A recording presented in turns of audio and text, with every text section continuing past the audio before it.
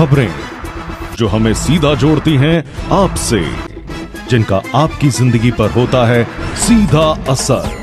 खबर का मतलब है एक भरोसा, और आपका भरोसा है हमारी जिम्मेदारी। ATL टीवी, भरोसा अलवर का। नमस्कार, ATL न्यूज में आपका स्वागत है। मैं हूं रविंद्र तिवारी। पेश है आज की हेडलाइंस।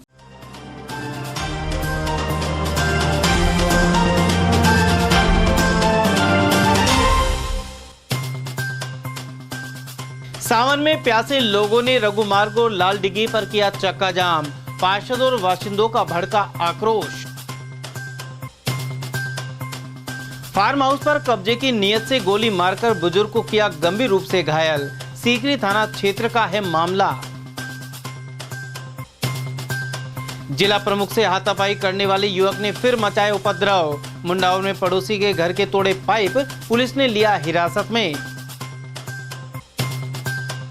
और नाबालिग बालक से कुकर्म के आरोपी को 20 साल की हुई कैद। वहीं लड़की को होटल में ले जाकर रेप के दोषी को 10 वर्ष की सुनाई सजा।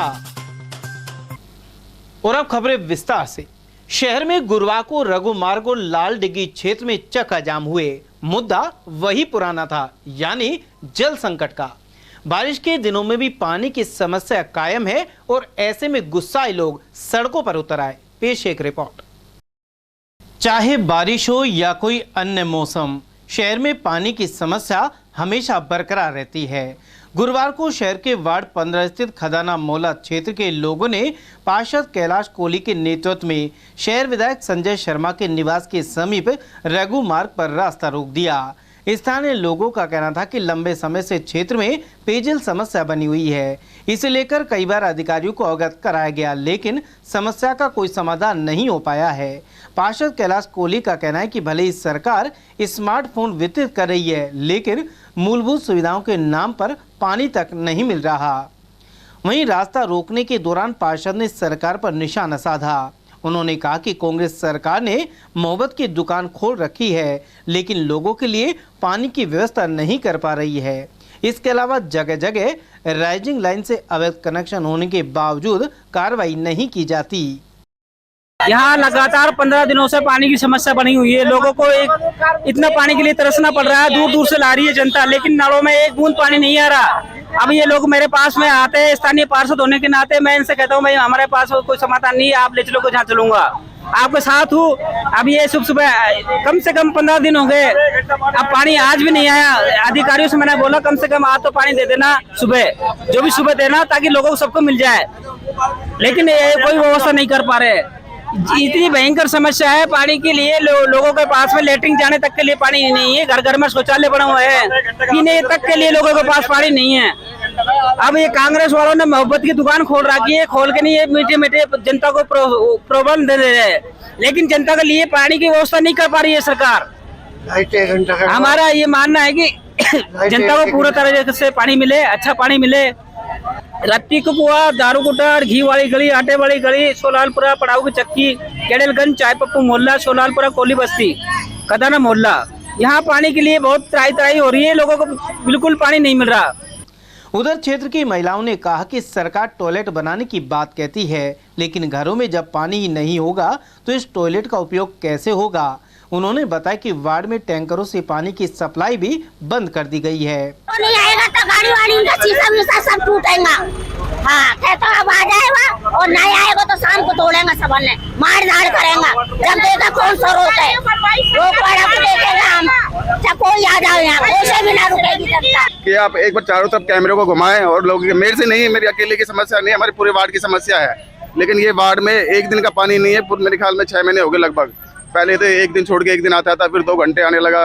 अब तो ऐसी समस्या है कि 10 दिन से बिल्कुल पानी नहीं आ रहा। और जो पानी की सप्लाई होती है, कभी रात में होती है, कभी दिन में होती है, पता नहीं कब होती है। और सारे बच्चे हमारे पानी से इस समय एकदम से, हम पानी के टैंकर मंगा के थक चुके हैं। जितने भी सब लोग हैं ना, इसे ज़्यादा को पूछो। और सबसे बड़ी समस्या यहाँ का जो पानी का जो खोलने वाला जो लड़का है ना, वो समस्या है। उसका कोई टाइम टेबल नहीं है पानी खोलने का, ना ही पब्लिक को कोई बताता है कि पानी कब खुलता है कब नहीं खुलता है। कौन सा वार्ड है? ये वार्ड नंबर 15 है। पहले भी आपने कई बार जाम लगाया था। यहाँ का जाम तो लगते रहते हैं, लेकिन समस्या एक दिन सही हो जाती है, फिर 2 महीने बंद हो जाती है। हमें 6 बजे से बैठे हुए हैं, 6 बजे से बैठे हुए हैं और हमारी सबसे बड़ी समस्या पानी की है। मतलब 10 दिन तो रेगुलर है, हमारे पानी आ ही नहीं रहा बूंद भी, और पानी के लिए हम इतने परेशान हैं। पर 8 टंकी नहीं भरी, लाइट नहीं थी। अभी 2 घंटे लाइट गई है 2 दिन में, तो 2 दिन में क्या उनकी टंकी नहीं भरी? उनकी रात में पानी खोल देते हैं वो, रात में दिन कभी 2 बजे पानी खोल देते हैं, कभी 1 बजे खोल देते हैं। उनका कोई शेड्यूल नहीं है पानी का। पब्लिक आम परेशान हो रही है पानी के लिए, पीने के लिए तरस रहे हैं लोग बाग। वहीं मौके पर पहुंचे जल विभाग अधिकारियों ने काफी देर तक समझाइश की और इसके बाद रास्ता खोल दिया गया। उधर रास्ता रोके जाने से परेशान कुछ राहगीरों ने आंदोलनकारियों से कहासुनी भी की। हालांकि पुलिस प्रशासन ने स्थिति शांत कर दी। उधर महिलाओं ने इस मौके पर उग्र रुख दिखाया। उधर शहर के वार्ड 25 में लंबे समय से चली आ रही पेयजल समस्या को लेकर महिलाओं ने मानव श्रृंखला बनाकर लाल डिग्गी मुख्य मार्ग पर रास्ता रोक दिया। ऐसे में वाहनों की लंबी कतारें लग गई। स्थानीय निवासियों और पार्षद लोचन यादव ने जलदाय विभाग पर अनेक आरोप लगाए। उधर पुलिस प्रशासन महिलाओं की समझाइश करता नजर आया। यहाँ मेहंदीबाग, लाल डिग्गी और राजाजी का बास के लोग पहुंचे। उधर मिलिट्री हॉस्पिटल के सामने बस स्टैंड से निकलने वाले सड़क मार्ग पर करीब 1.5 घंटे तक लगे जाम के कारण रोडवेज बसों सहित अन्य वाहन फंस गए। ऐसे में बस यात्रियों को परेशानी का सामना करना पड़ा। बाद में जलदाय विभाग के अधिकारी मौके पर पहुंचे और लिखित आश्वासन के बाद रास्ता खोला गया। उधर स्थानीय पार्षद लोचन यादव ने बताया कि वार्ड 25 में शहर विधायक संजय शर्मा के प्रयासों द्वारा 3 फेज बोरिंग करवाए 2 माह होने पर भी जलदाय विभाग द्वारा विद्युत कनेक्शन नहीं करवाया गया है। इसके अलावा टैंकरों की सप्लाई बंद कर दी गई है। और हम बार बार परेशान पानी की वजह से हो रहे हैं। वाटर वर्क्स में जाते चक्कर काटते काटते थक गए। हम कम से कम भी हो गए 2-3 साल 4 साल हो गए हैं परेशान। लॉकडाउन से ही परेशान है, लॉकडाउन से पहले से ही। और जब कलेक्टर साहब ने 4 टैंकर लगवा रहे थे, वे भी अब परसों पहले रोज से बंद कर दिए, तो हम मोहल्ले में तराई मच गई पानी की। पानी नहीं आ रहा है, पानी की वजह से बड़े परेशान है। और बोरिंग हुई तो बोरिंग भी नहीं जुड़वाई उन्हें, बोरिंग की कोई सैंक्शन करवाई न रोड बनवाया। हमारी तरफ का 25 नंबर वार्ड में कोई काम नहीं कराया गया। पानी कैसे काम चलाते हैं? पानी एक दूसरे के से लेके आते हैं, किसी के से बाल्टी टैंकरों से मंगाते हैं, सरकारी प्राइवेट टैंकर मंगाते हैं, पैसों के टैंकर मंगाते हैं। ये हम प्रीतम दास मंदिर के पास मेहंदी मोहल्ला है, लाल डिग्गी के जस्ट सामने सैनी मोहल्ला है पूरा, जिसमें 5-6 साल से बिल्कुल पानी नहीं है। कोई नल वल का कोई आता पता ठिकाना ही नहीं है हमारे तो। और जो सरकारी टैंकर आते थे ना, हाल फिलहाल वो भी बंद है। वार्ड 25 है, पार्षद हमारा लोचन है। और कागज रखे हुए हैं रिपोर्ट के सारे, बहुत पुलंदा रखा है, कोई सुनवाई नहीं हो रही है। अगर आज सुनवाई नहीं होगी तो हम कोई कानून में नहीं आते हैं। हम तो तोड़ फोड़ भी करेंगे, झगड़ा भी करेंगे, सब कुछ करेंगे। जल की समस्या पिछले 1.5-2 साल से काफ़ी भीषण बनी हुई है। इसके लिए हमने जलदाय विभाग को अनेक बार ज्ञापन दिया कि हमारे यहाँ पानी की समस्या के समाधान के लिए बोरिंग लगाई जाए। और तो जलदाय विभाग ने वैकल्पिक व्यवस्था के रूप में वार्ड में 4 सरकारी टैंकर की व्यवस्था की, लेकिन 3-4 दिन पहले टेंडर खत्म होने की बात को लेकर वो सरकारी टैंकर भी बंद कर दिए गए, जिससे वार्ड में पानी की फिर से भीषण समस्या हो गई। और बोरिंग की बात करें तो स्थानीय विधायक, शहरी विधायक जो संजय शर्मा जी, उन्होंने हमारी वार्ड के लिए बोरिंग दी। तो पर लेकिन जो एक कहावत है कि कुएं के पास रहकर भी प्यासा, यह कहावत जलदाय विभाग हमारे वार्ड पर चरितार्थ कर रहा है। हमारे वार्ड में 3 फेज बोरिंग लगे हुए पिछले 2 महीने हो चुके हैं और उसमें काफ़ी अच्छा पानी निकला है। लेकिन उसके बावजूद जलदाय विभाग पानी की समस्या को बनाए हुए है, क्योंकि उसमें न तो विद्युत कनेक्शन कराया गया है, न ही उसमें सप्लाई लाइन में उसका मिलान किया गया है। तो इसको लेकर मैंने अनेकों बार विभागीय उच्चाधिकारी से बात की कि भाई इनका मिलान कराया जाए, लेकिन उनके कानों पे कोई जू नहीं रह रही है और न ही वो कोई इसकी व्यवस्था कर पा रहे हैं। तो आज मजबूरन हमारे वार्ड की महिलाओं ने आक्रोशित होकर बस स्टैंड रोड पर जाम लगाया है कि इस बोरिंग का मिलान किया जाए और जल्द से जल्द इसमें विद्युत कनेक्शन कराकर सप्लाई लाइन में पानी दिया जाए। गौरतलब है कि गर्मियों के दिनों में भी कई जगह चक्का जाम हुए थे। वहीं मानसून में भी पेयजल समस्या दूर होने का नाम नहीं ले रही। सीकरी थाना क्षेत्र के ग्राम लवाण घाटी में एक बुजुर्ग के साथ फार्म हाउस पर कब्जा करने को लेकर मारपीट की गई। इसके अलावा उसे गोली मारकर गंभीर रूप से घायल कर दिया गया।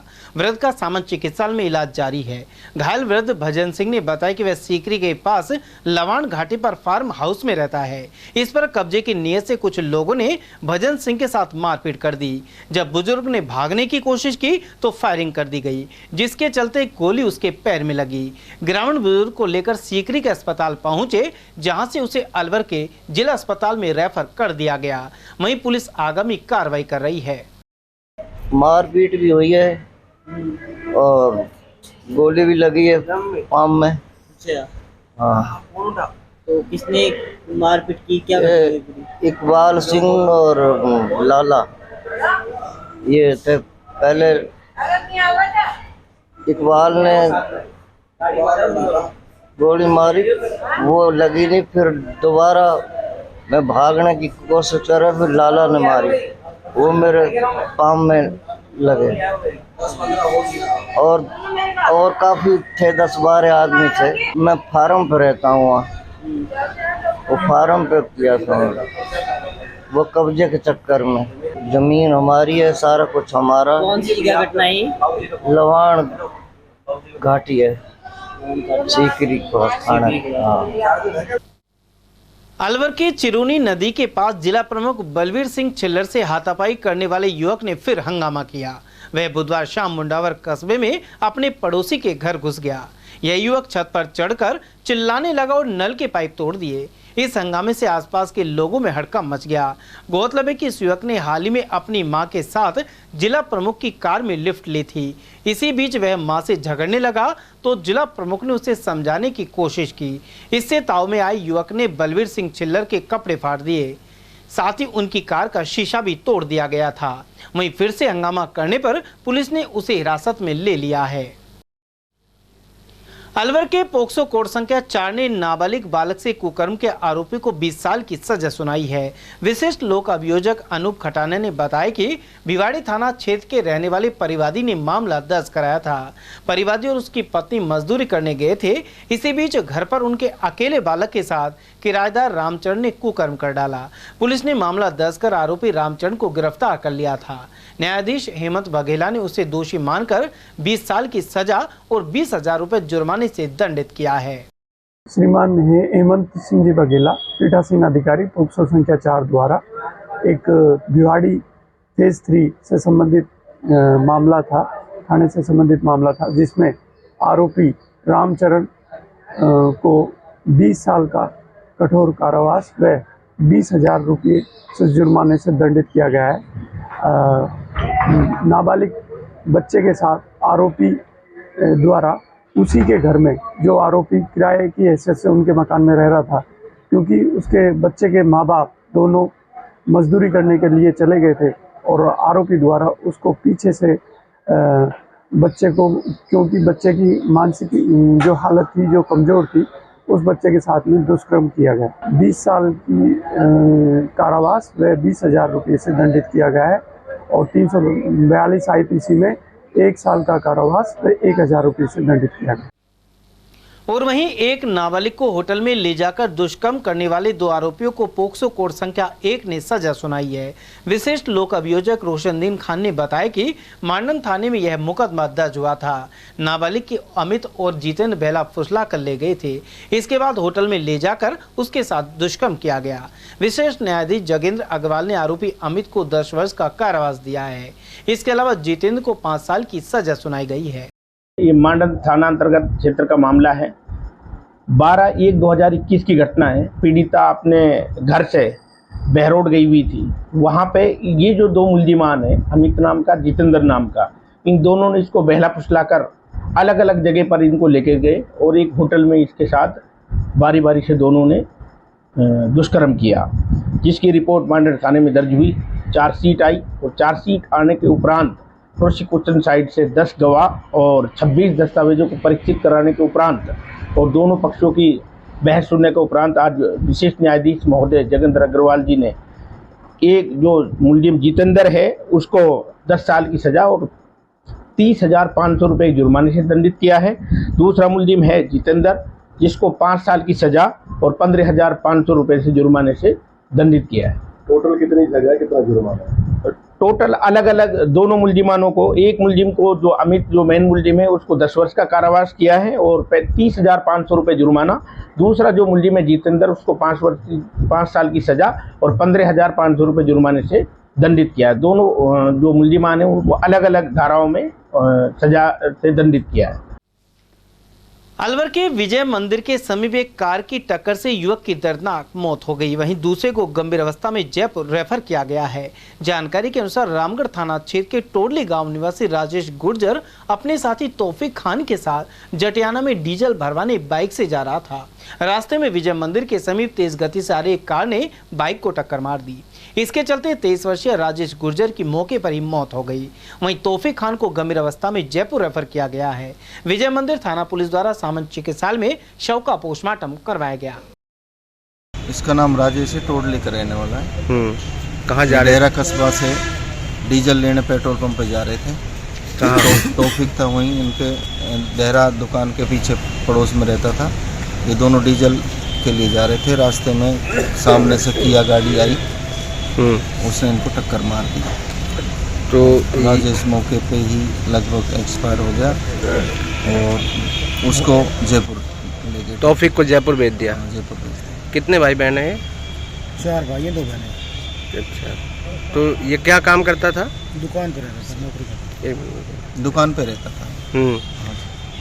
तो यहाँ पे कैसे सूचना मिली आप लोगों को? फ़ोन किया, इसी के फ़ोन से फ़ोन किया।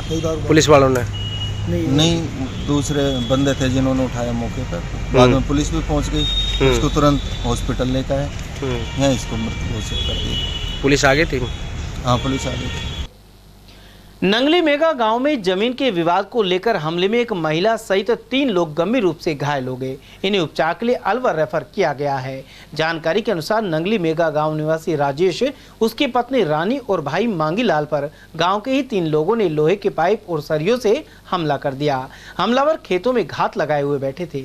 बताया जाता है कि आरोपी इस परिवार की जमीन को हथियाना चाहते हैं। ये सुबह मेरा जेठ जा रहा था, ये तो काम पे जा रहा था, अलवर काम पे जाते हैं किराए पे। रास्ते में तीनों बाप बेटा ने घेर लिया। बाजार में लुक के बैठे थे। पहले तो उसको मार मार के घायल कर दिया इन्होंने, फिर मेरे पति को मारा खूब बुरी तरह से। मांगीलाल है उनका नाम, उनको भी घायल कर दिया, हाथ पैर बिल्कुल तोड़ दिए, उसके सिर पे भी चोट आई है बहुत ज्यादा। फिर बाजार में से ये भाग गया वहाँ से। कितने लोग घायल हुए? 3। क्या नाम है उनके? एक रानी नाम है, एक मांगीलाल, एक राजेश, एक मेरी बहन है रानी, उसको भी मार मार के घायल कर रखा है बिल्कुल। 3 लोग घायल है। हाँ। जिसने मारपीट की उनके क्या नाम है? एक चुन्नी लाल है, एक बिंटी, एक पवन। कितने लोग थे वो मारपीट करने वाले? 3 जन थे। किस चीज से हमला किया? एक तो लोहे का सरिया ले रखा था और डंडा लाठी ले रखी थी मोटी मोटी, अरे एक टोपा था जो लकड़ी काटते हैं जिसके साथ। कितनी बीघा जमीन के लोग झगड़ा हुआ है? 3 नहीं थे अपने, 3 बीघा है। 3 बीघा जमीन। कब से चल रहा है झगड़ा ये तो 1 साल होगा कम से कम। हमने तो केस कर रखा जमीन पे। हाँ। मार मार के ऐसे करे, नाम लिख के दो हमारी जमीन, नहीं तो खत्म करेंगे इनको 3-4 को। हाँ, रोज डेली का झगड़ा है इनका। तो भाई बहन के स्नेह का प्रतीक रक्षाबंधन पर्व 30 अगस्त को मनेगा, लेकिन इस दिन भद्रा की वजह से शुभ मुहूर्त रात 9:02 से 12:28 तक रहेगा। पंडित यज्ञदत्त शर्मा के अनुसार 30 अगस्त को सुबह 10:59 से रात 9:02 तक कुंभ के चंद्रमा में भद्रावास है। इस वजह से इसके बाद राखी बांधने का श्रेष्ठ मुहूर्त रहेगा। भाई बहन के प्रेम का मुख्य पर्व रक्षाबंधन इस बार 30 अगस्त को मनाया जाएगा, परंतु इस बार रक्षाबंधन पर भद्रा का साया रहने वाला है, इसलिए भद्रा मुक्त समय में रक्षाबंधन का त्योहार मनाया जाना शुभ रहता है। इस दिन अर्थात 30 अगस्त को प्रातःकाल 10:59 से रात्रि 9:02 तक भद्रा रहेगी। शास्त्रोक्त भद्रावास में कोई भी शुभ मांगलिक कार्य संपन्न नहीं किया जा सकता है, इसलिए भद्रा समाप्ति के बाद ही रात्रि 9:02 से रात्रि 12:28 के मध्य रक्षा सूत्र बांधने का शुभ श्रेष्ठ मुहूर्त रहेगा। शास्त्रोक्त यह भी माना जाता है भद्रा भगवान सूर्य देव की पुत्री और न्यायाधीश ग्रह शनि देव की बहन है, और शनि की तरह ही भद्रा का स्वभाव भी उग्र है, इसलिए कोई भी शुभ और मांगलिक कार्य में भद्रा का पूर्णतः विचार किया जाता है। इसलिए शास्त्रोक्त 30 अगस्त को रात्रि 9:02 से मध्य रात्रि पश्चात 12:28 के मध्य रक्षा सूत्र बांध करके रक्षाबंधन का यह त्योहार मनाया जाना शुभ और श्रेष्ठ रहेगा। पूर्व IPS doctor Mahesh Bhardwaj Bharatiya Janata party में शामिल हो गए हैं। उन्होंने जयपुर में वरिष्ठ नेताओं की मौजूदगी में सदस्यता ग्रहण की। उन्हें प्रभारी महासचिव अरुण सिंह, केंद्रीय मंत्री अर्जुन राम मेघवाल और प्रदेश अध्यक्ष सीपी जोशी ने पार्टी में शामिल करवाया। भारद्वाज ने आगामी विधानसभा चुनाव सहित पार्टी के लिए निष्ठा से कार्य करने का संकल्प जताया। गौरतलब है कि एटीएल द्वारा हाल ही में लिए गए साक्षात्कार में डॉक्टर भारद्वाज ने भाजपा में जाने के संकेत दिए थे। अलवर निवासी भारद्वाज ने दिल्ली पुलिस में सहायक आयुक्त के अलावा कई प्रदेशों और संयुक्त राष्ट्र संघ, मानव अधिकार आयोग, सीबीआई आदि में भी सेवाएं दी हैं। उन्हें राष्ट्रपति पुलिस पदक से भी सम्मानित किया गया था। परिषद के सभापति रहे, कांग्रेस छोड़ करके इन्होंने आज भारतीय जनता पार्टी ज्वाइन की है। मैं आमंत्रित करता हूं कुमार राव जगन सिंह। चंद्रयान 3 के चांद पर सफलतापूर्वक लैंड होने के उपलक्ष्य में शहर में जश्न मनाया गया। बुधवार रात अपनागर शालीमार स्थित एजीएम ग्रीन 6 बीघा सोसाइटी में रैली निकाली गई। जय हिंद जय भारत के नारे लगाते हुए यहां तिरंगा फहराने के साथ ही आतिशबाजी की गई।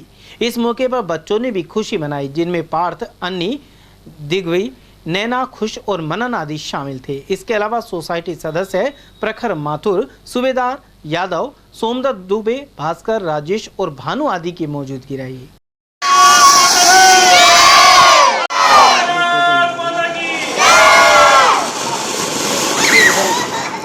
उधर चंद्रयान 3 मिशन की कामयाबी के चलते शहर में रामानंद मार्केट में मिठाई बांटी गई। इसके अलावा तिरंगे को लहराकर हिंदुस्तान जिंदाबाद के नारे भी लगाए गए। स्थानीय दुकानदार ओम प्रकाश ने कहा कि यह ऐतिहासिक क्षण है। भारत माता की जय हो, भारत माता की जय हो, हिंदुस्तान जिंदाबाद। आज अत्यंत प्रसन्नता का विषय है। आज हमारे वैज्ञानिकों ने एक बहुत बड़ा इतिहास रच दिया। पूरे विश्व के अंदर, पूरे ब्रह्मांड के अंदर आज हम टॉप पे पहुंच गए हैं। ये मोदी जी की कृपा है।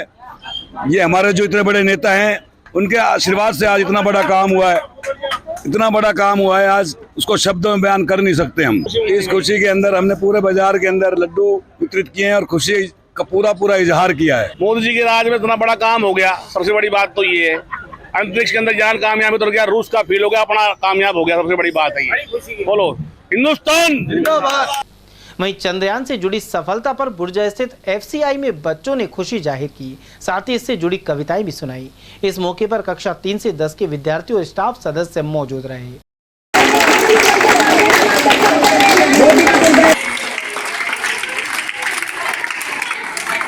वहीं भाजपा नेता पवन जैन ने चंद्रयान के सफलतापूर्वक लैंडिंग करने पर वैज्ञानिकों को बधाई दी है।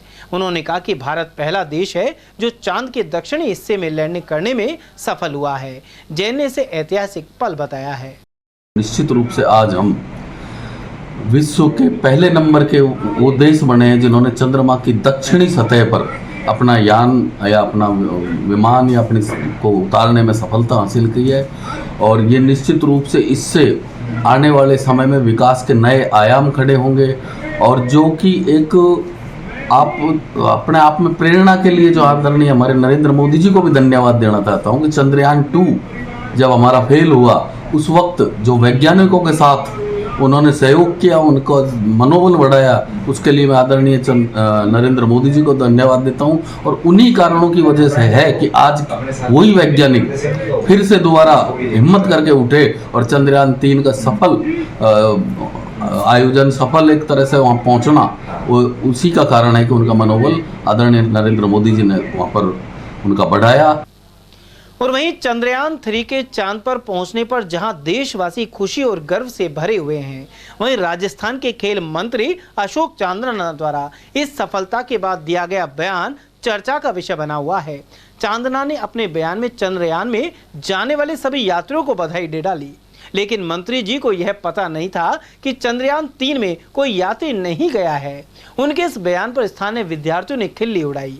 कुछ नर्सिंग छात्र छात्राओं के अनुसार मंत्री का यह बयान उनके ज्ञान की कमी को जाहिर करता है। वहीं इस तरह के बयान को लेकर उन्हें जनता से माफी मांगनी चाहिए। बहरहाल प्रदेश सरकार में मंत्री चांदना के इस बयान की चर्चा जारी है। हम कामयाब हुए और सेफ लैंडिंग हुई, हम कामयाब हुए और सेफ लैंडिंग हुई। तो जो यात्री गए हमारे, उनको सलाम करता हूं। हिंदुस्तान के इतिहास में कल का नाम एक स्वर्ण अक्षरों में लिखा जाएगा, क्योंकि चंद्रयान ने साउथ पोल पर पहुंचकर यह दिखा दिया कि हिंदुस्तान किसी भी देश से कम नहीं है। लेकिन इसी के विपरीत राजस्थान सरकार में मंत्री अशोक चांदना ने एक बयान दिया कि जो भी यात्री उसमें गए हैं उनको बहुत बहुत बधाई, जबकि उसमें कोई यात्री था ही नहीं। ऐसे में यहाँ पर नर्सिंग के स्टूडेंट हमारे साथ मौजूद हैं जो साइंस से ताल्लुकात रखते हैं। क्या कहना चाहेंगे आप, ये जो बयान दिया है कितना सही है? बयान से पहले मैं कहना चाहूँगा कि चंद्रयान मिशन पर इसरो को बहुत बहुत बधाई। उन्होंने हमारे देश का नाम गौरवान्वित किया है और ये एक बहुत बड़ी उपलब्धि है, क्योंकि अब तक नासा भी और रूस की एजेंसी अभी यहाँ तक पहुँच पाने में असमर्थ रही है। और इसी के साथ मैं कहना चाहूँगा कि हमारे जो मंत्री युवाओं के सिरमौर बन रहे हैं वो ऐसे बयानों से बचें। ऐसे बयानों से युवाओं से जो उसकी कमी होती है, और एक संवेदनहीन बयान जो उन्होंने दिया है उनको वापस लेना चाहिए और साथ में उनको माफी मांगनी चाहिए कि उन्होंने युवाओं के साथ ऐसा खिलवाड़ किया है। बार बार कहा जाता है कि चुनाव में युवाओं को आगे आना चाहिए, लेकिन युवा ही अगर मंत्री ऐसा बयान देता है तो फिर आगे हम किससे वो रखेंगे? इसके पीछे देखा जाए तो शिक्षा की कमी है। उन लोगों को ऐसी जागरूक शिक्षा दी नहीं गई। ये कुल मिलाकर एक धोखाधड़ी के रूप में राजनीति को इंगित किया जा रहा है और युवाओं के साथ खिलवाड़ हो रहा है। तो इनका साफ तौर पर कहना है कि मंत्री तो है लेकिन शिक्षा की कमी है, जिसके चलते इस तरह का बयान सामने आया है। क्या कहना चाहेंगे आप? ये बहुत बड़ी उपलब्धि है। चांद पर चंद्रयान 3 ने भारत का नाम रोशन किया है। इसमें जो मंत्री का बयान है वो क्या मानते हैं आप, सही है गलत है? गलत है तो क्या कहा उन्होंने? उन्होंने कहा था जो भी उसमें चंद्रयान 3 में जो मतलब उसमें वे गए हैं यात्री गए तो उनके लिए बहुत बहुत, तो उसमें कोई यात्री नहीं था। लेकिन देश के इतिहास में एक बड़ी उपलब्धि है, इसके लिए क्या कहना चाहिए? सर, इसरो को बहुत बहुत बहुत बधाई इस चीज़ के लिए कि उन्होंने भारत एक पहला ऐसा देश बनाया जो कि साउथ पोल पे उसने लैंडिंग की है। तो इस चीज़ के लिए तो इसरो को बहुत ज़्यादा बधाई देनी। लेकिन जो मंत्री का बयान है उसे किस नज़र से देखते हैं? सब मंत्री के बयान में कमी रही है। उनको शिक्षा का अभाव था, तभी तो उन्होंने सोचा भी नहीं कि आज तक कोई यान ही नहीं जा पाया, तो वहाँ पे इंसान कैसे जाएगा? तो उनको सोचना चाहिए था ना, ये तो बोलने से पहले। तो जो ये मंत्री इस तरह के बयान देते हैं, क्या मैसेज जाता है जनता के बीच? इसके बीच जाता है कि शिक्षा का बहुत अभाव है, वो अशिक्षित हैं। तो जो भी मंत्री हो शिक्षित हो, जो सोच समझ के अपनी बातों को रखें और उनको माफी मांगनी चाहिए इस बारे में, क्योंकि यात्री कोई नहीं गया था, वो बस यहाँ नहीं था। उसके लिए इसरो को सलाम। तो जिस तरह से साफ तौर पर इन बच्चियों ने भी सामने आकर कहा कि जिस तरह मंत्री जो बयान दिया है वह बहुत ही शर्मनाक है, इसके लिए उन्हें माफी मांगनी चाहिए, क्योंकि ये देश की प्रतिष्ठा का सवाल है। एक और हम देश में गर्व से अपना सर ऊपर उठा रहे हैं, वहीं दूसरी ओर मंत्री का इस तरह का बयान काफी हद तक से एक शर्मनाक बात है, जिसको लेकर इन्होंने कहा है कि मंत्री को माफी मांगनी चाहिए। भगवान सैनी। कांग्रेस ने ईस्टर्न कैनाल को लेकर केंद्र पर भ्रम फैलाने के आरोप लगाए हैं। राजगढ़ विधानसभा क्षेत्र से कांग्रेस नेता एवं लक्ष्मणगढ़ की पूर्व प्रधान शीला मीणा के अनुसार केंद्रीय मंत्री गजेंद्र सिंह शेखावत इसे लेकर गहलोत सरकार द्वारा सहयोग नहीं करने के आरोप लगाते हैं, जबकि यह बयान सफेद झूठ है। उन्होंने कहा कि भाजपा के नेता सिर्फ जुमलेबाजी करते हैं, जबकि मुख्यमंत्री अशोक गहलोत ने पूरी राजस्थान नहर परियोजना के लिए बजट का प्रावधान किया है। दूसरी ओर केंद्र सरकार इसे राष्ट्रीय परियोजना घोषित नहीं कर रही। शीला मीणा के अनुसार राजगढ़ लक्ष्मणगढ़ विधानसभा क्षेत्र में पानी की खासी समस्या बनी हुई है। सारी चीज़ें तो बीजेपी के खाते में जाती हैं, झूठ बोलना और जुमले फेंकना। गहलोत जी हमेशा राजस्थान सरकार के लिए और जनता के लिए हमेशा तत्पर रहते हैं। जब भी उनको बुलाया जाता है वो हमेशा जाते हैं। राजनीति ज़्यादा कर रहे हैं बीजेपी वाले लोग।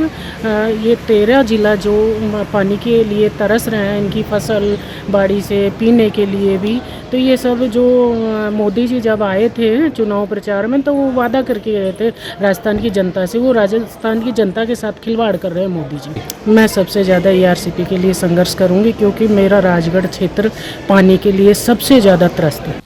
उधर कांग्रेस नेता शीला मीणा के अनुसार प्रदेश सरकार ने मुख्यमंत्री अशोक गहलोत के नेतृत्व में ऐतिहासिक विकास कार्य किए हैं और जनता को महंगाई से राहत दिलाई गई है। ऐसे में आगामी विधानसभा चुनाव में फिर से कांग्रेस जीतेगी। राजगढ़ लक्ष्मणगढ़ क्षेत्र से टिकट की दावेदार शीला मीणा ने कहा कि यदि उनके स्थान पर कोई अन्य प्रत्याशी बना तो वे उसका भी साथ देंगी। सरकार तो रिपीट होगी ही। गहलोत सरकार ने इतने बढ़िया काम किए हैं कि घर घर तक उनकी योजनाएं पहुंच रही हैं, जैसे कि गैस सिलेंडर है और मोबाइल फ़ोन है, बिजली की घर घर में 100 यूनिट फ्री है, किसान को 2000 यूनिट फ्री है। तो ये सारी योजनाएं घर घर तक पहुंच रही हैं और गहलोत सरकार रिपीट होगी। तो मैडम आप भी राजगढ़ से टिकट के लिए वाई डॉटर लगाया है, तो क्या पार्टी टिकट देगी तो आप चुनाव लड़ेंगी? हाँ, मैं चुनाव लड़ूंगी मजबूती से और मेरी काफ़ी अच्छी मजबूत स्थिति है। मैं पंचायत समिति लक्ष्मणगढ़ से प्रधान भी रही हूँ। वहाँ की 27 ग्राम पंचायतें जो 4 अभी नगर पालिका में आ गई हैं लक्ष्मणगढ़ में, और 26 ग्राम पंचायत रैणी की है, 7 ग्राम पंचायत राजगढ़ और नगर पालिका क्षेत्र। तो दोनों में मेरा पीयर है उधर रैणी पंचायत समिति में, मेरी स्कूलिंग भी वहीं से है और मैं यहाँ लक्ष्मणगढ़ से प्रधान रही हूँ। बहुत अच्छे से जनता के साथ मेरा सहयोग और आशीर्वाद आपस में तालमेल बना रहा है, तो मैं उम्मीद करती हूँ बहुत अच्छी तरीके से मैं ये सीट निकाल लूँगी। और मैडम 1% आपको अगर पार्टी टिकट नहीं देती है, आप पार्टी के साथ रहेंगे या निर्दलीय चुनाव लड़ेंगे, क्या रणनीति रहेगी? मैं पार्टी के साथ रहूँगी, जो भी पार्टी का आदेश होगा मैं पार्टी के साथ। मैडम अलवर जिले में 11 विधानसभा क्षेत्र, तो आपको क्या लगता है कितने सीट जीतेगी इस बार? अलवर में 11 विधानसभा क्षेत्र हैं और मुझे लगता है कि 11 की 11 सीट कांग्रेस के खाते में इस बार आएगी। प्रदेश सरकार के राजस्थान मिशन 2030 के तहत उद्योग विभाग द्वारा विजन डॉक्यूमेंट्री तैयार की गई है।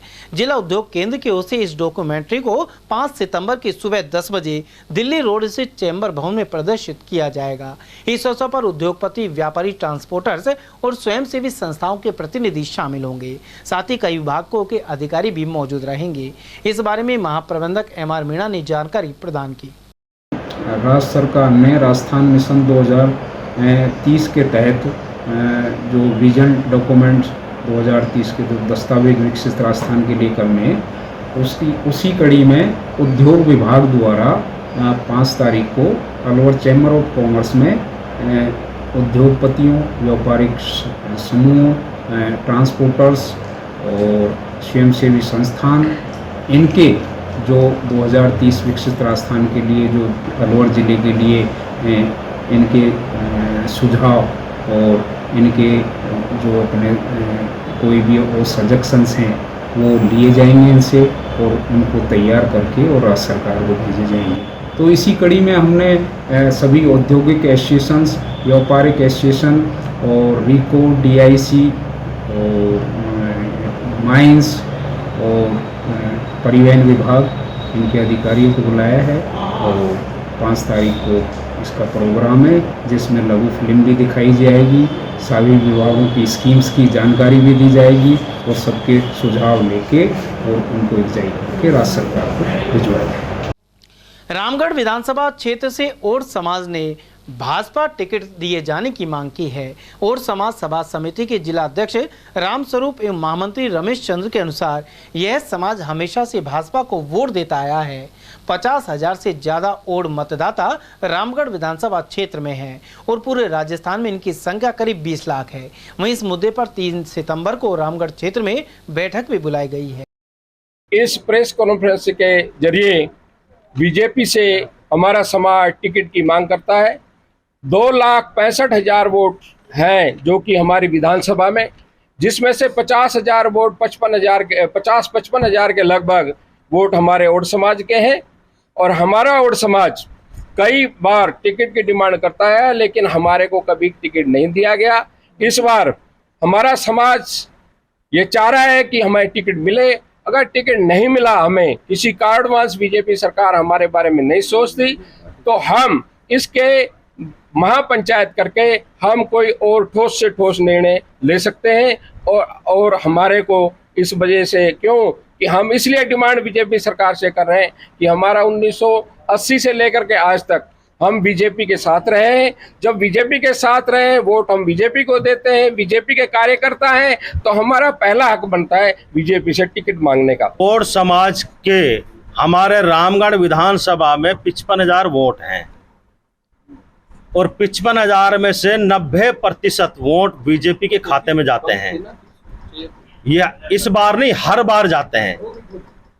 और हम रामगढ़ विधानसभा से 8 सरपंच से ज़्यादा ही अपने रामगढ़ विधानसभा में बनते हैं हमारे समाज के। हम अब की बार हमारे समाज के 3 बंदे ऐसे हैं जो योग्य हैं, योग्यता रखते हैं, एमएलए बनने की, वो टिकट की डिमांड कर रहे हैं। तो टिकट की डिमांड कर रहे हैं तो पार्टी, बीजेपी पार्टी हमारे किसी भी कैंडिडेट को जो उनको अच्छा लगे उसको टिकट देते तो समाज पूरी पार्टी का कर्जदार रहेगा। यदि अब की बार हमारे साथ अनदेखी की गई तो हमारा समाज कुछ भी निर्णय ले सकता है। बल भी दिखाएंगे और पार्टी से डिमांड भी करेंगे, जहां जाना पड़े वहां जाएंगे भी, पूरे जोर से डिमांड करेंगे। लेकिन मैं प्रेस के माध्यम से ये कहना चाह रहा हूं कि अब की बार और समाज को, बीजेपी को टिकट देना चाहिए। राज्य सरकार और शिक्षा विभाग के निर्देश पर सरकारी एवं निजी स्कूलों में छात्र छात्राओं को गुड टच बैड टच के बारे में जानकारी दी जाएगी। 26 अगस्त को यह कार्यक्रम विभिन्न स्कूलों में होगा। यशवंत स्कूल के प्रधानाचार्य डॉक्टर घनश्याम सैनी ने बताया कि इसे लेकर छात्र छात्राओं को जागरूक बनाया जाएगा। वहीं उन्हें बताया जाएगा कि यदि कोई साथी विद्यार्थी, रिश्तेदार या परिचित अनुचित तरीके से स्पर्श करे तो इसकी जानकारी परिजनों या शिक्षक आदि को दे। राज्य सरकार द्वारा राजकीय विद्यालयों में, प्राइवेट स्कूलों में पढ़ने वाले छात्र छात्राओं को किसी भी प्रकार की बदतमीजी, छेड़छाड़ व अन्य प्रकार की अप्रिय घटनाओं से सतर्क, जागरूक रखने के लिए, होशियार रखने के लिए इस बार जो शनिवार के दिन नो बैग डे कार्यक्रम है उसमें प्रमुखता से गुड टच और बैड टच के बारे में बच्चों को समझाया जाएगा। इस संदर्भ में शिक्षा विभाग की ओर से, रमसा की ओर से हमारे एक शिक्षक को ट्रेनिंग भी दी जा चुकी है और शनिवार के दिन जो नो बैग डे का दिन है उस दिन स्पेशली चाहे छात्रों और चाहे छात्राओं दोनों को इस अभियान के तहत जागरूक किया जाएगा ताकि उनके साथ किसी भी प्रकार की घर में, बाहर, स्कूल, रास्ते में कहीं भी कोई घटनाएं, अप्रिय घटनाएं हो उनको रोका जा सके, उनको समझा जा सके। सामान्यतः देखा गया है कि छोटी छोटी घटनाओं के कारण बच्चे अवॉइड कर देते हैं, अपने माँ बाप को नहीं बताते हैं, शिक्षक को नहीं बताते हैं और बाद में फिर वो घटना इतनी बड़ी हो जाती है कि जो असामाजिक तत्व हैं उनको ब्लैकमेल करने लग जाते हैं। अक्सर ये देखा जाता है कि जो उनके क्लोज़ परिवार के लोग हैं, नज़दीक के जो लोग हैं, उनके द्वारा ये घटना की जाती है। तो शर्मा शर्मी में बच्चे नहीं बता पाते। तो यहाँ जागरूक किया जाएगा कि यदि घर का व्यक्ति है, चाहे घर का बालक है, चाहे पड़ोस का है, रिश्तेदार का है, मौसी का है, बुआ का या स्कूल का कोई बालक है, यदि किसी भी प्रकार से अनचाहे तरीके से आपको स्पर्श करने का प्रयास करे, कुछ फप्तियाँ कसने का प्रयास करे तो उसका तत्काल कड़ा जवाब दिया जाए और उसकी तत्काल संबंधित अधिकारी को शिकायत की जाए। श्री आदिनाथ जैन शिक्षण संस्थान के अध्यक्ष पद के चुनाव 27 अगस्त को जैन बीएड कॉलेज में होंगे। इस चुनाव में 2947 मतदाता अपने मताधिकार का प्रयोग करेंगे। निर्वाचन अधिकारी एडवोकेट अशोक कुद्दल ने बताया कि इस चुनाव में 23 आजीवन सदस्य शामिल हैं और 11 उम्मीदवार मैदान में हैं। मतदान सुबह 9 बजे से शुरू होगा जो शाम 4 बजे तक चलेगा। इसके बाद 4:30 बजे से मतगणना शुरू होगी। आदिनाथ शिक्षण संस्थान के चुनाव 27 अगस्त 2023 को किया जाना निश्चित किया है। इस चुनाव में कुल 2947 वोटर अपने मत का प्रयोग कर सकेंगे, जिनमें 23 मतदाता आजीवन हैं। चुनाव में 11 उम्मीदवार शेष बचे हैं जिनके बीच मुकाबला होना है। उधर एडवोकेट कुद्दल के अनुसार चुनाव को लेकर समन्वय समिति का गठन भी किया गया है। इसमें चारों समाजों के अध्यक्ष, बीएड कॉलेज के वर्तमान अध्यक्ष और मंत्री सहित नरेंद्र जैन को सदस्य के रूप में शामिल किया गया है। किसी भी संभावित विवाद को यह समिति सुलझाएगी। वहीं मतदान के लिए 5 बूथ बनाए जाएंगे।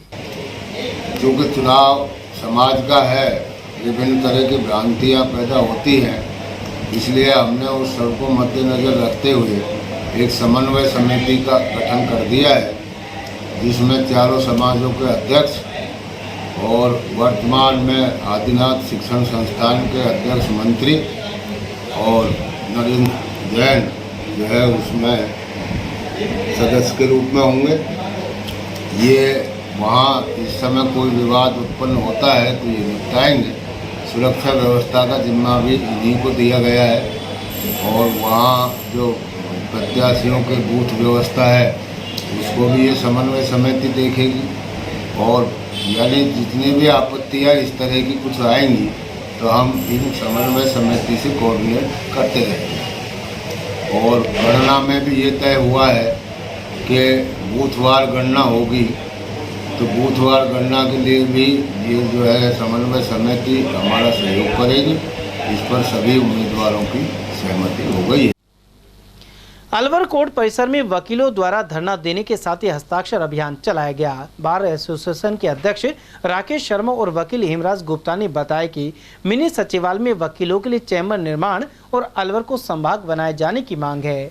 इसे लेकर 2 दिन के लिए सांकेतिक धरना दिया जाएगा। उसके बाद भी मांग पूरी नहीं हुई तो भूख हड़ताल की जाएगी। उन्होंने कहा कि अलवर को संभाग बनाने से विकास में तेजी आएगी।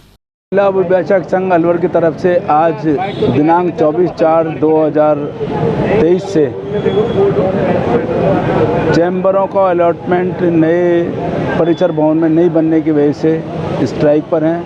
आज से अनिश्चितकालीन हड़ताल पर हम चले गए। दूसरा, अलवर संभाग को भी डिक्लेयर किया जाना आवश्यक है, क्योंकि अलवर का जो रेवेन्यू क्षेत्र है वो बहुत छोटा कर दिया गया। उस रेवेन्यू क्षेत्र को ध्यान में रखते हुए अलवर को संभाग डिक्लेयर किया जाना बहुत आवश्यक है। और हाई कोर्ट की वर्चुअल बेंच के लिए जैसे कोटा, उदयपुर और बीकानेर में की गई है, वैसे जिला अभिभाषक संघ अलवर भी वर्चुअल हाई कोर्ट बेंच के लिए अपना धरना प्रदर्शन किया। आज और 2 दिन का तो हमारा सांकेतिक हड़ताल है। 28 तारीख से भूख हड़ताल पे बैठने की योजनाएं तैयार की गई हैं, जो 28 तारीख से भूख हड़ताल पे बैठा जाएगा। मिनी सेक्रेटेरिएट में जो कोर्ट परिसर का निर्माण हो रहा है, उसके अंदर अधिवक्ताओं के चैम्बर, बार रूम, लाइब्रेरी, अधिवक्ताओं को बैठने की कोई व्यवस्था नहीं है। नहीं, आम लिटिगेशन, आम क्लाइंट जो कि वहाँ परिसर में आएगा, उनके पानी पीने के लिए, बैठने के लिए कोई व्यवस्था नहीं है। अलवर को संभाग बनाया जाए। हाई कोर्ट की वर्चुअल बेंच अलवर में खोली जाए। जब कानून मंत्री ने कहा है कि 10 जिलों में खोलेंगे, तो अलवर 10 जिलों में स्टैंड करता है। अलवर की जनता की मांग भी है। इन मांगों को लेकर हमारा धरना आज शुरू है, और जब तक ये हमारी मांगें पूरी नहीं हो जाती, जब तक ये धरना चालू रहेगा। और 11 कोर्ट्स के लिए अभी जमीन अलॉट नहीं की, तो 11 कोर्ट बाहर चल रही है, केवल उस परिसर में भी कोर्ट और यहाँ भी कोर्ट। तो वकील आधे टाइम बाहर रहेगा, आधे टाइम बाहर रहेगा, और जनता को परेशानी होगी।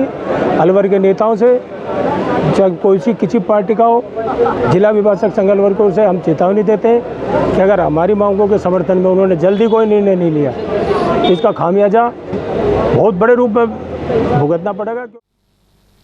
शहर में एक युवक से 2 दर्जन से अधिक लोगों ने मारपीट कर दी। गंभीर रूप से घायल युवक का इलाज अलवर के जिला अस्पताल में चल रहा है। घायल युवक ने बताया कि 1 जुलाई को जगन्नाथ जी के मेले में उसके दोस्त निखिल का कुछ लोगों से झगड़ा हुआ था।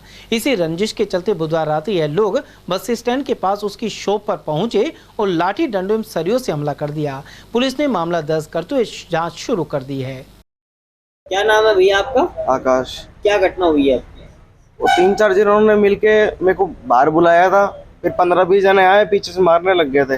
मेरे दोस्त का झगड़ा था होने को, तो मैंने उनकी लोकेशन दे दी पुलिस वालों को, इस वजह से मारा है। कब हुआ झगड़ा? रात को हुआ है। कल रात को? हाँ। आपके दोस्त का क्या नाम है? निखिल। निखिल। उसके साथ झगड़ा कर रहे थे? कौन कौन लोग झगड़ रहे थे? उसका झगड़ा हुआ था 1 तारीख को, मेले वाले दिन। मेले वाले दिन? हाँ। उनको टाइम मिला नहीं, वो मौका देख रहे थे कब कैसे इसको पकड़े। अब कल पकड़ लिया उन्होंने। अच्छा। हाँ। किस किस ने मारपीट किया आप सर? आकाश, अमन और एक आसवानी। इन लोगों ने किया? हाँ। किस चीज से हमला किया?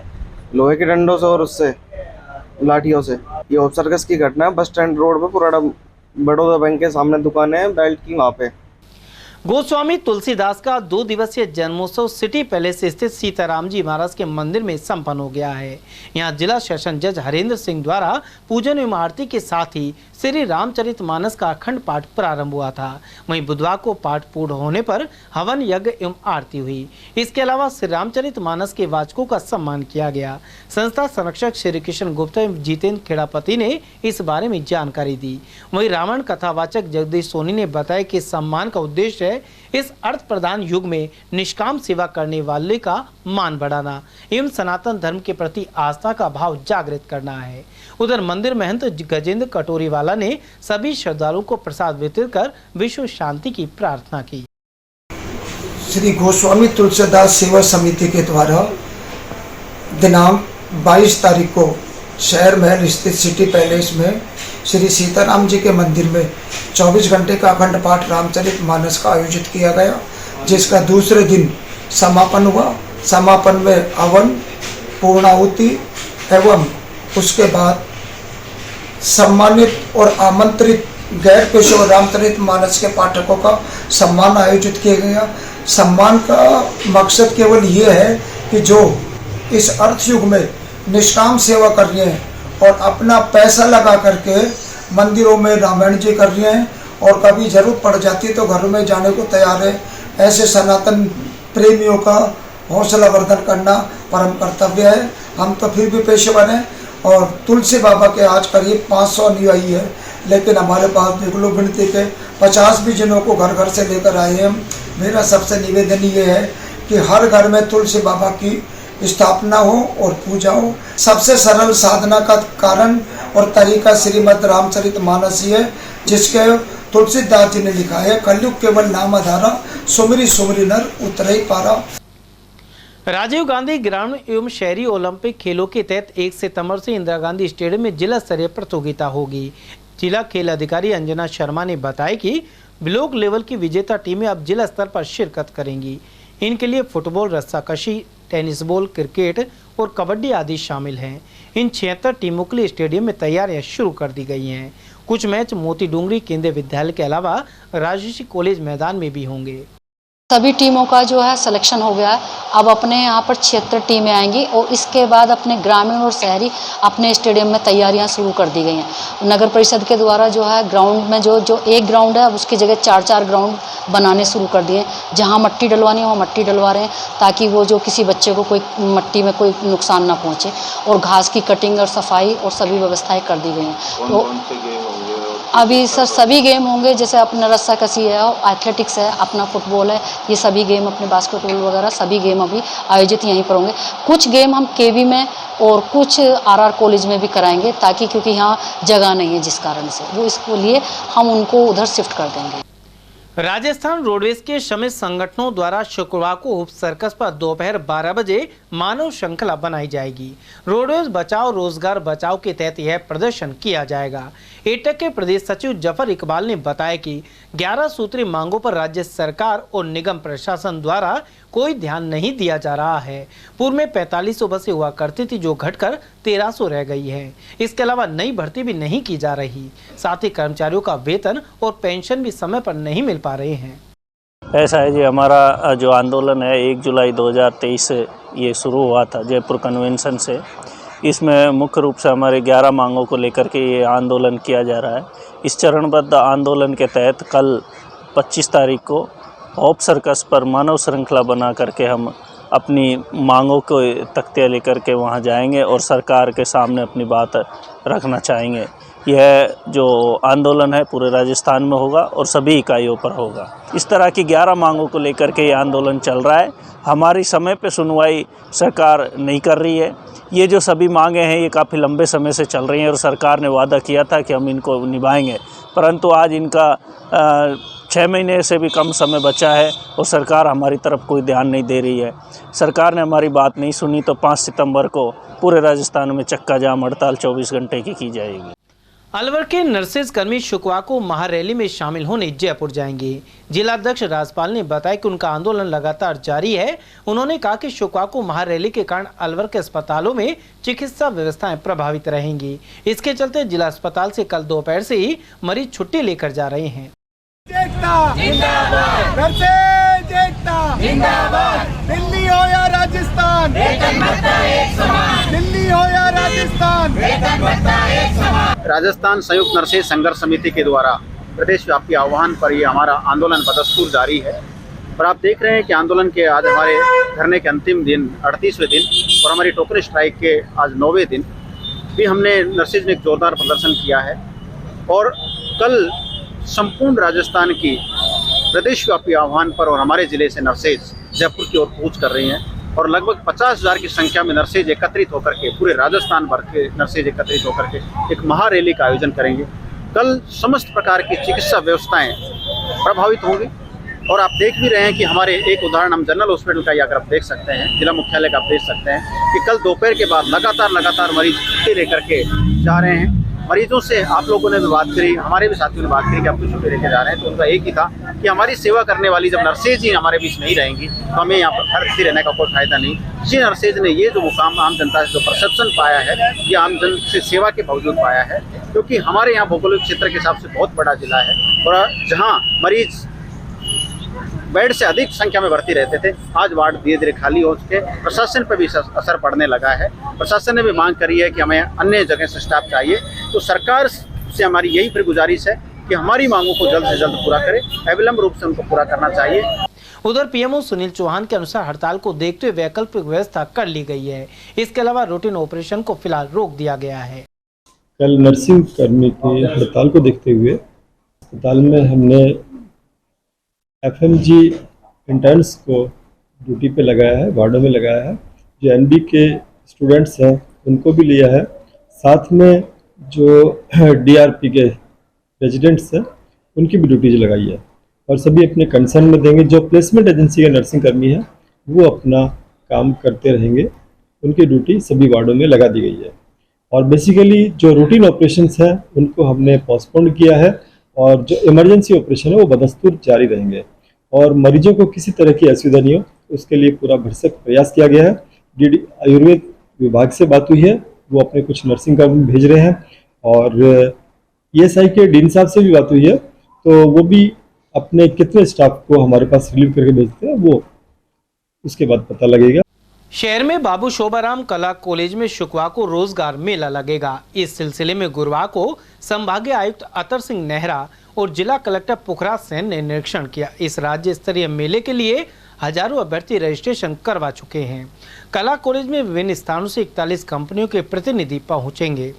रोजगार कार्यालय के उपनिदेशक श्यामलाल साटोलिया ने बताया कि 15,000 आशार्थियों ने ऑनलाइन पंजीयन करवाया है। इस मेगा फेयर में ऑटो, विपणन, सिक्योरिटी, बैंकिंग और होटल आदि सेक्टर्स की अलवर, जयपुर एवं हरियाणा की कंपनियां भाग लेंगी।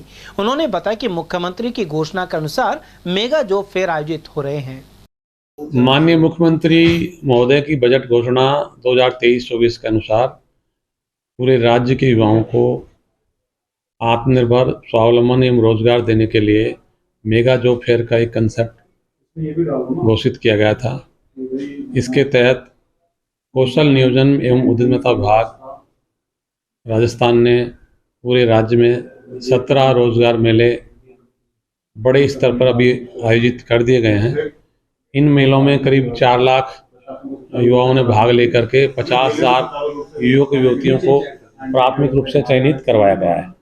इसी कड़ी में कल दिनांक 25/8/2023 को अलवर मुख्यालय पर बाबू शोभाराम कला कॉलेज में 1 दिवसीय मेगा जॉब फेयर का आयोजन किया जा रहा है। इसमें अब तक करीब 20,000 युवा जो विभिन्न प्रोफाइल के हैं उनका ऑनलाइन रजिस्ट्रेशन हो चुका है।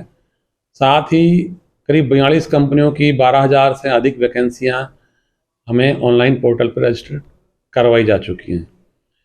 इन जो रजिस्टर्ड बच्चे हैं, इनका जो रजिस्टर्ड वैकेंसीज हैं उनसे संयोजन करके बच्चों का ऑनलाइन सिलेक्शन किया जाएगा।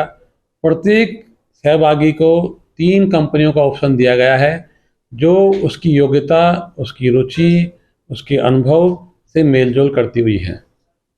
सब तरह के सेक्टर्स की वैकेंसी हैं, चाहे फाइनेंस हो, चाहे बैंकिंग हो, चाहे हॉस्पिटलिटी हो, टूरिज्म हो, ऑटोमेटिव हो, IT हो, एग्रीकल्चर हो, सभी तरह की वैकेंसियां इसमें समाहित की गई हैं।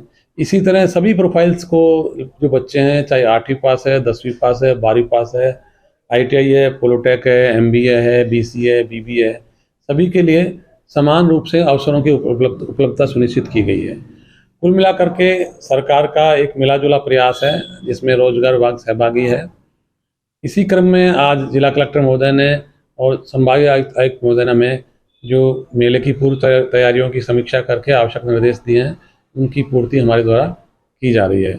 हम उम्मीद करते हैं कि इस मेले से अलवर के 5,000 युवाओं को रोजगार का प्लेटफार्म मिल सकेगा और जो युवा रजिस्टर्ड रहेंगे उनको आगे और अवसर मिलते रहेंगे। जो डेटाबेस हमें उपलब्ध होगा उसका फॉलो हम आप सभी के माध्यम से करेंगे और हमारे जो नियोजक हैं जो अलवर ज़िले में जिनके कारोबार हैं उनसे भी अपेक्षा रहेगी कि वो रोजगार विभाग की सेवाएं जो पूर्णतः निःशुल्क हैं और हमारे पास क्वालिफाइड बच्चे हैं, हमारे बच्चों को रोजगार के अवसर प्रदान करें। हमारी सारी सेवाएं निःशुल्क हैं और हम हमारे नियोजकों को निःशुल्क और समयबद्ध सेवाएं देने के लिए तत्पर हैं।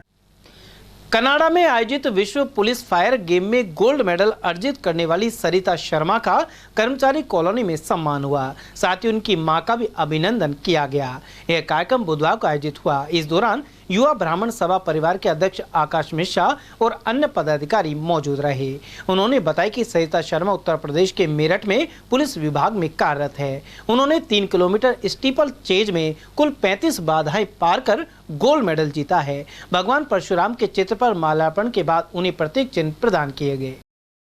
वर्ल्ड पुलिस फायर गेम में विजेता अंतर्राष्ट्रीय लेवल पर स्वर्ण पदक लाने वाली सरिता शर्मा जी का जीवनधारा ब्लड बैंक पर ब्राह्मण समाज द्वारा स्वागत सम्मान किया गया है। और ये हम सभी के लिए, अपितु ब्राह्मण समाज ही नहीं पूरे समाज के लिए गर्व का विषय है कि हमारे समाज की महिला जो उत्तर प्रदेश पुलिस में सेवारत है, उन्होंने कनाडा में जाकर और ये स्वर्ण पदक जीता है। ये हम सब के लिए गौरवान्वित करने वाला विषय है। और इनकी जो बहन है वो अंजना शर्मा जी जिला खेल अधिकारी है और वो भी अंतर्राष्ट्रीय कुश्ती कोच रह चुकी है। तो आज हम सभी ने मिलकर यहाँ पर ब्राह्मण समाज और सर्व समाज की तरफ से उनका स्वागत सम्मान किया। मैं भी वर्ल्ड पुलिस फायर गेम जो कि कनाडा में आयोजित हुआ था, जिसमें मैंने 3000 मीटर स्टीपल चेस में गोल्ड मेडल और 10 किलोमीटर क्रॉस कंट्री में सिल्वर मेडल प्राप्त किया। यूपी की रहने वाली हूँ और अभी भी यूपी पुलिस में ही कार्यरत हूँ। और मैं धन्यवाद देना चाहती हूँ अपने सभी अधिकारियों का कि जिन्होंने मुझे इतना समय खेलने के लिए दिया और NOC दी और मुझे बाहर खेलने के लिए परमिशन देकर भेजा। ये प्रेरणा भी है, जोश भी है और मेरा खर्चा भी। आज तक जितनी मेरी पढ़ाई है शुरू से लेकर अब तक, मेरी बड़ी बहन अंजना शर्मा की ही देन है। पहले क्योंकि वो कुश्ती करती थी और हम उन्हीं के साथ देखते थे, क्योंकि हम उस टाइम इतनी घर की स्थिति नहीं थी कि हम दोनों बहन खेल में आ सके।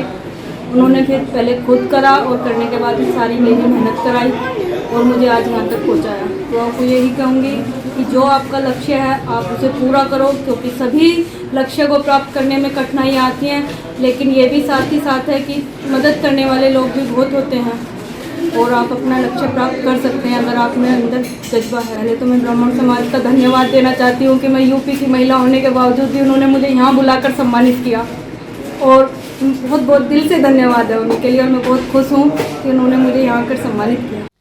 ओल्ड पेंशन संयुक्त संघर्ष समिति के आह्वान पर मत्स्य विश्वविद्यालय के अधिकारी एवं कर्मचारी सामूहिक अवकाश पर रहे। बुधवार को यह कार्मिक अध्यक्ष अंतरिक्ष तिवारी के नेतृत्व में राजस्थान यूनिवर्सिटी जयपुर पर दिए धरने में शामिल हुए। इस मौके पर तिवारी के अलावा संघर्ष समिति अध्यक्ष संजय एवं अन्य प्रतिनिधियों द्वारा विचार रखे गए। समाचार में वक्त तो चला एक छोटे से ब्रेक का। बने रहिए ATL टीवी के साथ। रोजमर्रा के सामान की बेहतर क्वालिटी के साथ आपके भोजन के स्वाद को भी बढ़ाने आ गया है बहुरानी सुपरमार्ट प्राइवेट लिमिटेड अलवर। यहाँ मिलेंगे आपको शुद्ध और हेल्दी उत्पाद। इनमें शामिल है शुद्ध इलायची, मुल्तानी मिट्टी सोप, स्वादिष्ट छोले भटूरे के लिए छोले और मैदा, काला नमक, स्वाद और शुद्धता की पहचान स्पेशल पोहा, नीम बाथिंग सोप, शुद्ध मसाले, स्वादिष्ट व्यंजनों के लिए बेसन, चक्की फ्रेश आटा, हल्दी पाउडर, धनिया पाउडर, शुद्ध सूजी, चीनी सहित अन्य उत्पाद। निकटतम स्टोर पर जाएं या व्हाट्सएप करके ऑनलाइन ऑर्डर पाएं और घर बैठे डिलीवरी पाएं। फर्नीचर का 32 साल पुराना जाना माना नाम राहुल डेकोर। यहाँ आपकी लाडली बिटिया के लिए अथवा अपने घर के लिए सभी प्रकार का सागवान का फर्नीचर उपलब्ध है।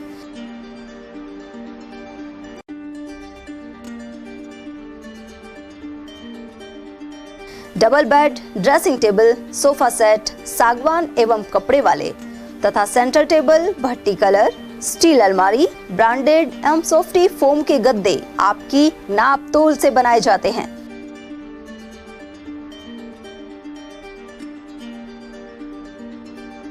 सभी सामान एक ही छत के नीचे उपलब्ध।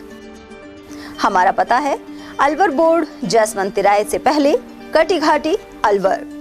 Contact number 9414019769 and 9414019768। ब्रेक के बाद पुनः आपका स्वागत है। बढ़ते अगली खबर के लिए। मालाखेड़ा क्षेत्र में कई दिनों के इंतजार के बाद इंद्रदेव मेहरबान हुए हैं। बारिश होने के बाद तेज गर्मी और उमस से आमजन को राहत मिली है। बारिश के अभाव में खेतों में फसल सूखने लगी थी। ऐसे में किसान चिंतित थे, लेकिन अब यह बारिश अमृत जैसी बन गई है। दूसरी ओर मालाखेड़ा लक्ष्मणगढ़ स्टेट हाईवे संख्या 44 के चौराहे पर लगे खोखों के कारण पानी की निकासी नहीं हो पाती। पानी भरने से सड़क पर गहरे गड्ढे हो गए हैं, जो दुर्घटना का सबब बन रहे हैं। भाजपा के पूर्व विधायक जयराम जाटव ने मालाखेड़ा उपखंड क्षेत्र के विभिन्न गांवों का दौरा किया। वे सुमेल, कोठारी का बास, श्यामगंगा, बीजवाड़ और सोहनपुर सहित अन्य गांवों में पहुंचे। इस दौरान उनके समक्ष ग्रामीणों ने सड़क, पानी और बिजली की समस्याएं रखी। वहीं पूर्व विधायक ने कांग्रेस के शासन में अलवर ग्रामीण विधानसभा क्षेत्र सहित प्रदेश भर में भ्रष्टाचार और समस्याओं की भरमार के आरोप लगाए। कैबिनेट मंत्री टीकाराम जूली ने मालाखेड़ा उपखंड के लीली, खारेड़ा और भड़ोली में विभिन्न विकास कार्यों का शिलान्यास, लोकार्पण और उद्घाटन किया। उन्होंने लीली के राजकीय उच्च माध्यमिक विद्यालय में समसा की ओर से नवनिर्मित 4 कक्षों का उद्घाटन किया। साथ ही 1,59,00,000 रुपए की लागत से बनने वाली सड़कों का शिलान्यास किया गया। उधर नवसर्जित ग्राम पंचायत मुख्यालय पर पंचायत भवन के उद्घाटन के दौरान गहरे गड्ढे की समस्या सामने आई। भवन के आगे गहरा गड्ढा है, जो दुर्घटना का कारण बन सकता है। राजीव गांधी ग्रामीण ओलंपिक खेल प्रतियोगिता में ब्लॉक स्तर पर मोहब्बतपुर की महिला और पुरुष टीम ने अलग अलग खेलों में जीत का परचम फहराया। अब यह दोनों टीम जिला स्तर पर सितंबर में होने वाले जिला प्रतियोगिता में भाग लेंगी। सरपंच कुंती देवी ने बताया कि मालाखेड़ा ब्लॉक स्तर पर वॉलीबॉल में महिला टीम एवं टेनिस क्रिकेट बॉल में पुरुष टीम ने जीत हासिल की। मोहब्बतपुर में इन खिलाड़ियों का अभिनंदन किया गया। इस अवसर पर रोहताश कुमार, राकेश, कन्हैया लाल, लेखराज, महेशचंद और सेडू राम आदि मौजूद रहे। वहीं राजकीय उच्च प्राथमिक विद्यालय कल्याणपुर में हुए कार्यक्रम में मोहब्बतपुर के खिलाड़ियों का अभिनंदन हुआ। अतिथियों ने खिलाड़ियों का साफा बांधकर स्वागत किया। कार्यक्रम की अध्यक्षता संस्था प्रधान हरलाल मीणा ने की। मालाखेड़ा उपखंड क्षेत्र के नंद गांव में धार्मिक आयोजन किया गया। यहां प्रधान वीरवती और दौलत राम जाटव मौजूद रहे। इस दौरान महिलाओं ने भजन सत्संग किया। वहीं अतिथियों को पानी सहित अन्य समस्याओं से अवगत कराया गया। अंतर्राष्ट्रीय गुर्जर दिवस पर सर्व समाज की ओर से सम्राट मेहर भोज को याद किया गया। साथ ही भगवान देवनारायण के चित्र के समक्ष दीप प्रज्वलित किए गए। सम्राट मेहर भोज की जयंती पर अलवर ग्रामीण विधानसभा के डेरा मंडल के गांव में यात्रा निकाली गई। इसका शुभारंभ भाजपा नेत्री रिंकी वर्मा ने किया। उधर सरस डेयरी के अध्यक्ष रहे रामफल गुर्जर के नेतृत्व में सम्राट मेहर भोज के चित्र के साथ जन जागरूकता रैली निकाली गई। इस मौके पर पंचायत समिति उमरैन के प्रधान दौलत राम जाटव, राजू गुर्जर, समुद्र सिंह आदि मौजूद रहे। अलवर शहर विधायक संजय शर्मा कार्यक्रम में शामिल होने मालाखेड़ा पहुंचे। उन्होंने कहा कि प्रधानमंत्री नरेंद्र मोदी के नेतृत्व में राजस्थान में 2/3 बहुमत से भाजपा की सरकार बनेगी। वहीं भाजपा द्वारा सदस्यता अभियान एवं बूथों को मजबूत बनाने का कार्य जारी है। उन्होंने यह भी कहा कि राजस्थान में कांग्रेस के सरकार से आम जनता त्रस्त है।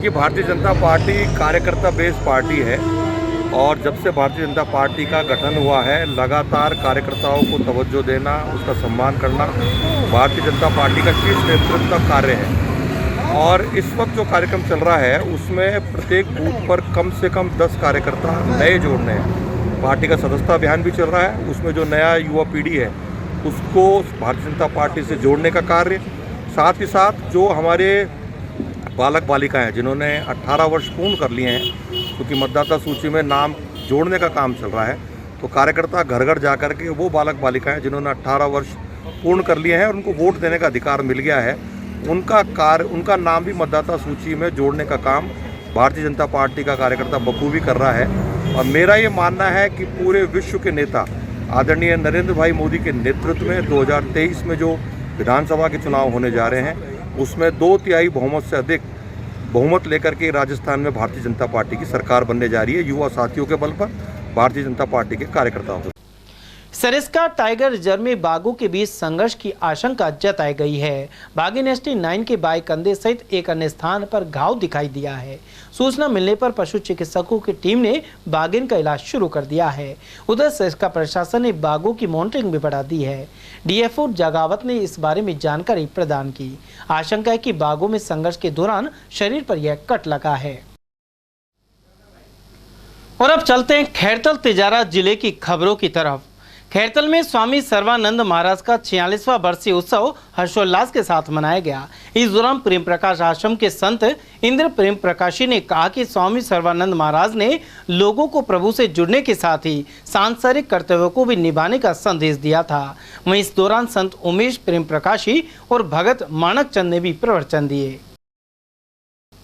चंद्रयान 3 की सफलता के लिए तिजारा स्थित सैनी माध्यमिक विद्यालय के प्रांगण में हनुमान चालीसा का पाठ किया, साथ ही आतिशबाजी करते हुए मिठाई बांटी गई। संयोजक पुरुषोत्तम सैनी के अनुसार चंद्रयान के चांद पर उतरने को लेकर लोगों ने एक दूसरे को बधाइयां दी। इस मौके पर विश्व हिंदू परिषद के नेता डब्बू जैन, भाजपा मंडल अध्यक्ष बने सिंह, भाजपा नेता राकेश यादव और फूल सिंह सैनी ने भी अपने विचार रखे। साथ ही सैनी समाज के प्रधान कृष्ण सैनी आदि की मौजूदगी रही। संकट लगे विजय सब वीरा, को सुमिरे हनुमत बलवीरा। जय जय जय हनुमान गोसाई, कृपा करो गुरुदेव की। और हमारे वैज्ञानिकों पर आज हमें गर्व है और हमने मंगल कामनाएं की थी, क्योंकि हम सनातन धर्म से लोग हैं तो हम आस्था हमारी बहुत जड़ों तक है। हमारी माता बहनों ने, पूरे शहरवासियों ने आज ठीक 5 बजे से हनुमान चालीसा प्रारंभ कर दी थी, क्योंकि 6:04 का समय निर्धारित किया गया था। सामूहिक रूप से की गई, हर घरों में की गई और अच्छी सफल लैंडिंग के लिए उसके बाद वैज्ञानिकों की उपलब्धियों के कारण आज उन्होंने आन बान शान जो इस विश्व में पूरे भारत का बढ़ाया है। फिर उसके बाद हमारा जो कार्यक्रम हुआ, आतिशबाजियां की गई, मिठाइयां बांटी गई, इससे बड़ा गौरवान्वित करने वाला क्षण नहीं, और ये हमारे जीवन में आया है और ये सौभाग्य की बात है। उसके बाद ये कार्यक्रम आज ऐतिहासिक, अविस्मरणीय और कभी भूलने वाला ऐसा है जो कभी भूल नहीं पाएंगे। और वहीं तिजारा कस्बे के सत्यनारायण मंदिर में मां दुर्गा और भैरव बाबा की मूर्ति स्थापित की गई है। इस उपलक्ष्य में महिलाओं ने कलश यात्रा निकाली। संयोजक मुकेश शर्मा ने बताया कि इस मौके पर कस्बे वासियों ने पुष्प वर्षा की। तिजारा विधायक संदीप यादव ने भिवाड़ी में दूषित पानी के निकास नहीं होने की समस्या पर बैठक ली। इस दौरान बीड़ा के सभागार कक्ष में जिला कलेक्टर और अन्य संबंधित अधिकारियों की मौजूदगी रही। वहीं विधायक यादव ने समस्या के लिए रीको के अधिकारियों को जिम्मेदार ठहराया। इस दौरान जिला कलेक्टर ओम प्रकाश बैरवा ने भी अधिकारियों के साथ वार्ता की और समस्या समाधान के निर्देश दिए। साथ ही चेतावनी दी गई कि दूषित पानी पर अंकुश नहीं लगाने वाली इंडस्ट्री बंद की जाएगी। इस दौरान भिवाड़ी एसपी कर्ण शर्मा, अतिरिक्त जिला कलेक्टर शिवचरण सिंह, टपुगड़ा उपखंड अधिकारी महेंद्र यादव और नगर परिषद सभापति श्री श्याम तंवर आदि मौजूद रहे। उधर इसी मुद्दे पर बीड़ा सभागार में pollution control board chairman Shekhar Agarwal ने वीसी के जरिए बैठक ली। इस दौरान कई अधिकारियों की मौजूदगी रही। आज pollution board chairman Shri Shekhar Agarwal ने आज मीटिंग ली थी और उन्होंने हमको निर्देश दिए हैं कि योजनाबद्ध तरीके से सभी को समय से काम पूरा करना अनिवार्य है। इसमें कोई आपको रिलैक्सेशन नहीं दिया जाएगा। सब इंडस्ट्रीज को कनेक्टिविटी के साथ जुड़ना है। जाटव महासभा की जिला शाखा द्वारा बालिका छात्रावास के लिए भूमि आवंटन की मांग उठाई गई है। इसे लेकर एडीएम उत्तम सिंह शेखावत को ज्ञापन सौंपा गया। इस मौके पर जिला अध्यक्ष मास्टर कुंदन लाल जाटव के नेतृत्व में शिष्टमंडल मिला। साथ ही किशनगढ़वास प्रधान बद्री प्रसाद सुमन, आर.के. जाटव, पूरणमल जाटव, धर्मपाल जाटव और प्यारे लाल आदि उपस्थित रहे। अखिल राजस्थान जाटव महासभा जिला शाखा द्वारा के तत्वावधान में आज श्रीमान जिला कलेक्टर महोदय को जाटव समाज के शिष्टमंडल द्वारा मुलाकात की गई। हमारे समाज के जो यहाँ पर लंबे समय से जो मांग चली आ रही है बालिका छात्रावास के लिए, सभी समाजों को बालिका छात्रावास के लिए जमीन आवंटन की जा चुकी है, परंतु अखिल राजस्थान जाटव महासभा जाटव समाज के लिए बालिका छात्रावास को भूमि आवंटन करने की पुरजोर तरीके से मांग कर। चलते चलते एक बार फिर से नजर डालेंगे आज की हेडलाइंस पर।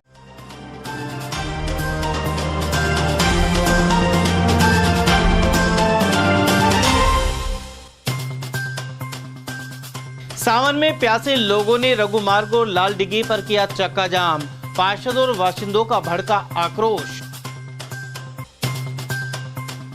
फार्म हाउस पर कब्जे की नीयत से गोली मारकर बुजुर्ग को किया गंभीर रूप से घायल। सीकरी थाना क्षेत्र का है मामला। जिला प्रमुख से हाथापाई करने वाले युवक ने फिर मचाया उपद्रव। मुंडावर में पड़ोसी के घर के तोड़े पाइप, पुलिस ने लिया हिरासत में। और नाबालिग बालक से कुकर्म के आरोपी को 20 साल की हुई कैद। वहीं लड़की को होटल में ले जाकर रेप के दोषी को 10 वर्ष की सुनाई सजा। समाचारों में आज के लिए बस इतना ही। दीजिए पूरी टीम के साथ रविंद्र तिवारी को इजाजत। नमस्कार।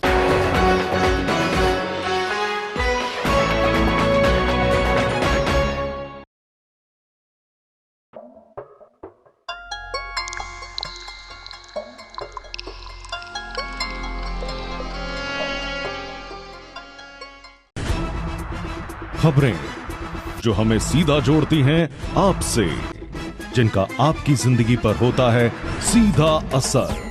खबर का मतलब है एक भरोसा, और आपका भरोसा है हमारी जिम्मेदारी। ATL TV, भरोसा अलवर का।